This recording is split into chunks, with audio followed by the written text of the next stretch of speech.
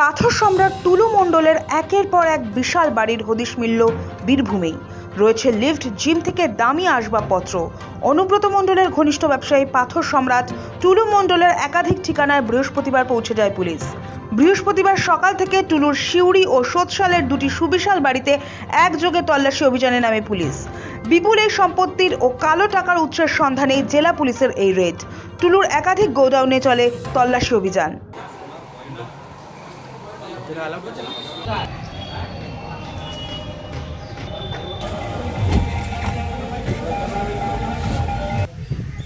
বুধবার মধ্যরাত থেকে সময় যত গড়িয়েছে, বীরভূমের মিনার মণ্ডলের বাড়ির বিভিন্ন জায়গা থেকে বেরিয়েছে থরে থরে নোট। পুলিশের দেওয়া তথ্য অনুযায়ী অনুব্রত মণ্ডল ঘনিষ্ঠ ব্যবসায়ী টুলু মণ্ডলের আত্মীয় মিনারের বাড়ি থেকে 28.5 কোটি নগদ এবং 15 কেজি সোনা উদ্ধার করা হয়। এরপরই বৃহস্পতিবার সকালে মিনার মণ্ডলকে গ্রেফতার করেছে পুলিশ। যদিও মিনারের স্ত্রীর দাবি বিপুল এই টাকা তাদের নয়। এমনকি পুলিশের দাবি বিপুল অর্থের পিছনে রয়েছেন টুলু মণ্ডল। তারই বিপুল টাকা লুকোনো ছিল মিনারের বাড়িতে। কিন্তু এই কোটি কোটি টাকার উৎস কি তা জানতে এবার পাথর এবং বালি ব্যবসার বেতাজ বাদশাহ টুলু মণ্ডল ওরফে মোহাম্মদ নাজিব উদ্দিনের একাধিক ঘাঁটিতে হানা দেয় পুলিশ।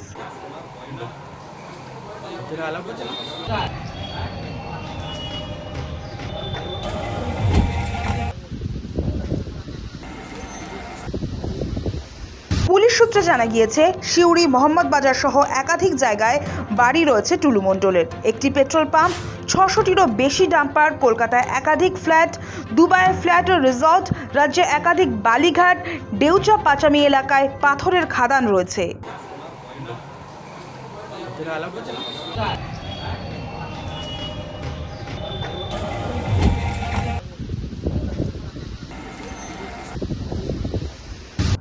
যদিও বিপুল এই টাকা উদ্ধারের ঘটনার সামনে আসতেই এলাকায় খোঁজ নেই তার। শোনা গিয়েছে নির্বাচনের পর থেকে তাকে আর দেখা যায়নি। গুঞ্জন চলছে গ্রেফতার হওয়ার আশঙ্কা থেকেই গা ঢাকা দিয়েছেন টুলু মণ্ডল। কিন্তু কে এই টুলু মণ্ডল? বীরভূম জুড়ে কিভাবে হলো টুলুর বিশাল সাম্রাজ্য? স্থানীয়দের কথায় টুলু মণ্ডল ওরফে মোহাম্মদ নাজিব উদ্দিনের পিছনে রয়েছে অনুব্রত মণ্ডল। জানা যায়, তৃণমূল আমলে পাথরের ডিসিআর অর্থাৎ ডুপ্লিকেট চালান রিসিপ্ট জালিয়াতি করেই টুলু মণ্ডলের রকেটের গতিতে উত্থান। দিনমজুরির কাজ করতে করতেই গাড়িতে পাথর চাপানোর ইজারা নেন টুলু মণ্ডল। সেখান থেকে কিছুটা টাকা রোজগার করে ধাপে ধাপে কয়েকটি লরি কিনে নিজেই হাত পাকান পাথর পরিবহনের ব্যবসায়। ধীরে ধীরে স্থানীয় নেতাদের সঙ্গে পাথর ব্যবসায়ীদের সখ্যতার নিরিখে প্রথম স্থানে চলে আসেন টুলু মণ্ডল।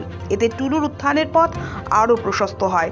তবে অনুব্রত মণ্ডলের স্নেহধন্য হওয়ার সুবাদে 2016 সালে ডিসিআর এর টোল গেট পরিচালনার দায়িত্ব পাওয়ার পর থেকে টুলু মণ্ডলের জীবনের মোড় ঘুরে যায়। শুরুতে বাড়ির এলাকা সোৎসাল টোল গেটের, পরে ওই এলাকার আরও 6টি টোল গেট। সেখান থেকেই তার ফুলে ফেপে ওঠা।